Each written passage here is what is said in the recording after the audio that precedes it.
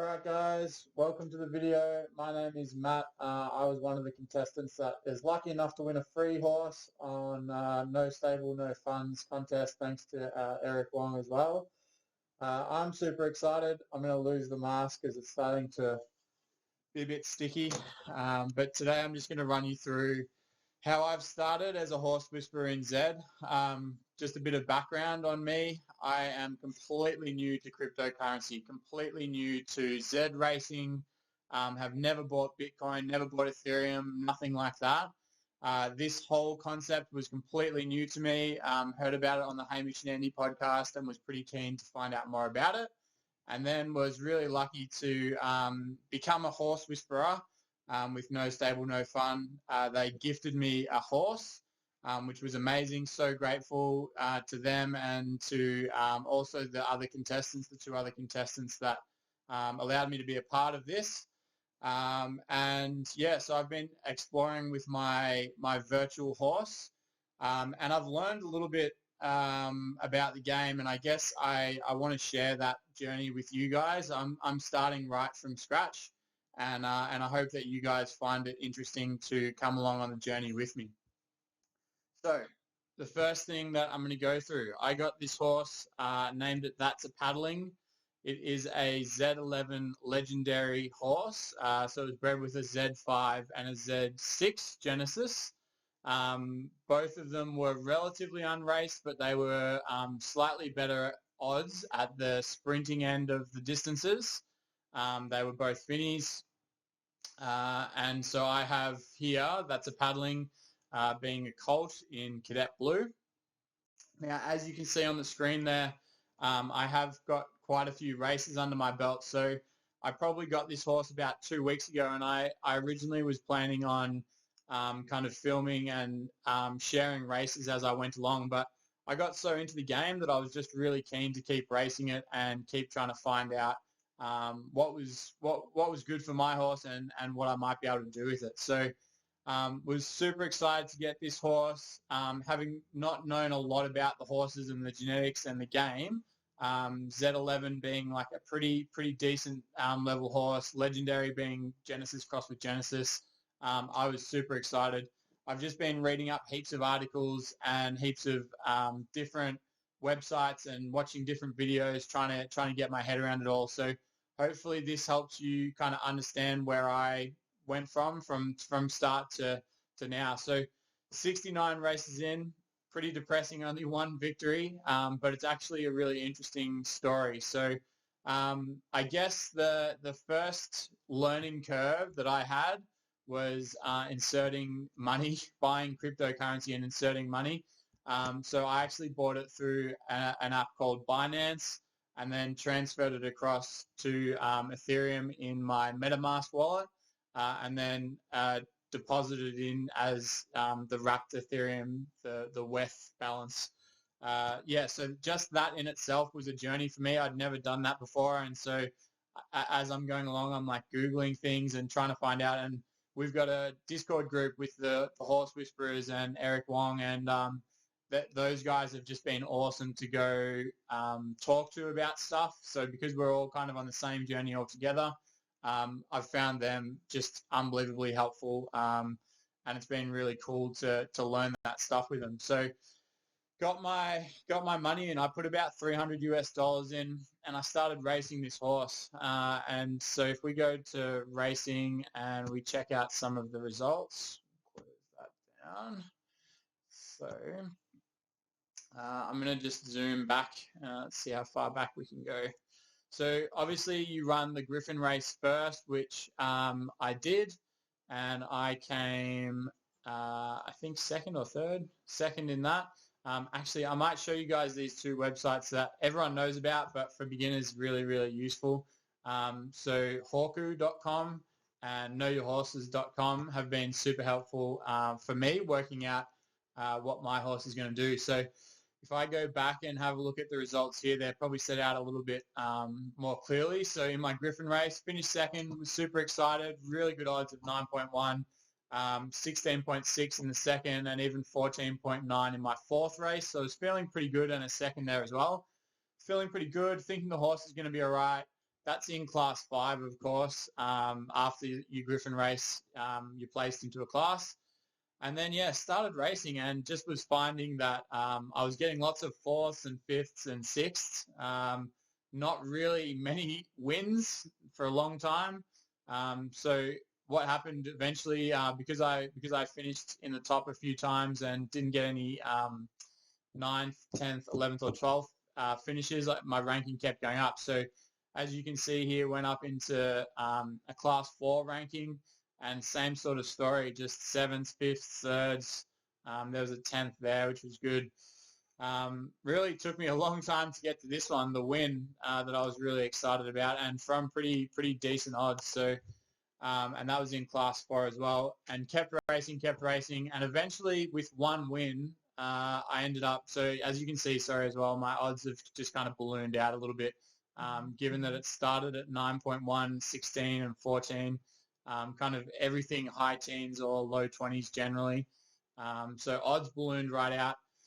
Chances, which obviously mean, I took it to mean my chances of winning blew right out as well. But yeah, so got that one win, kept placing, I guess, and sneaking in 3rds and 4ths and not finishing in the bottom 4, which took my class ranking up. So all of a sudden, I had this new horse to me, beginner in the game, and it's in class 3 with one win and just posting ridiculous odds to win. So obviously you want the odds to be lower to try and get wins. But yeah, so been racing. I spent my $300 or so just having fun racing it, and it was really awesome. Even though I wasn't getting wins, it was really really good to experience. You can see there I finished off with a class 1 race just because it popped up as a free one, so raced upper class with 45 odds. I mean, probably not the smartest move, given that if I wanted to sell this horse, it's going to drag the odds up. But was pretty happy once I raced a bit in class 3 and got a couple of lower placings. I managed to drop down to class 4, which was good. And then noticed that my odds pretty quickly went straight back down to kind of teens, which I was happy about. So the big finale with finishes. So what I've learned about racing early on, what you want from a horse is a nice U-shaped horse. So something that finishes first or second, I guess, ideally a lot, or it finishes last or second last a lot, and then not much in the middle. So that's how you keep your class down and you keep the wins coming in. Unfortunately, my horse is almost a perfect opposite of that.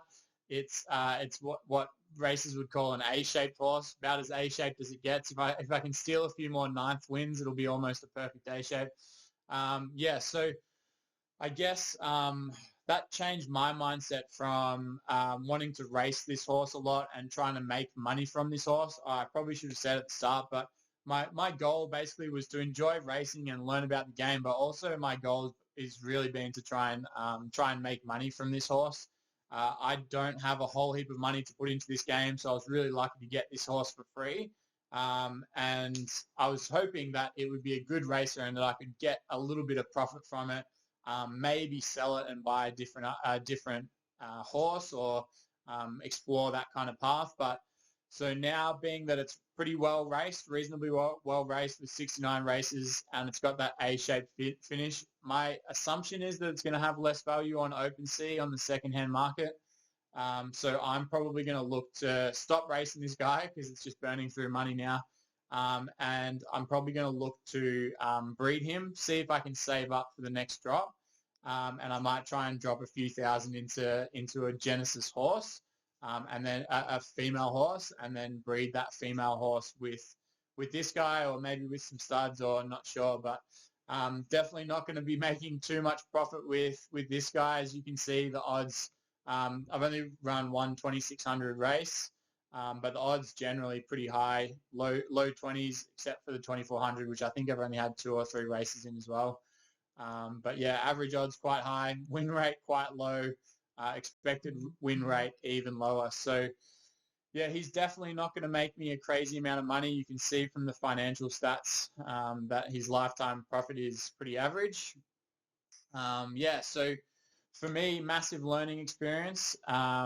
Obviously, the genetics of this horse, its parents seem to be reasonable racers from a limited sample. So I don't know the exact setup with genetics. That's something that I'm now going to start looking into a bit more. Because this horse races the way that it does, I've actually changed my mindset a bit. And rather than viewing this game as something to try and race and win money from, I'm going to try and breed a little bit.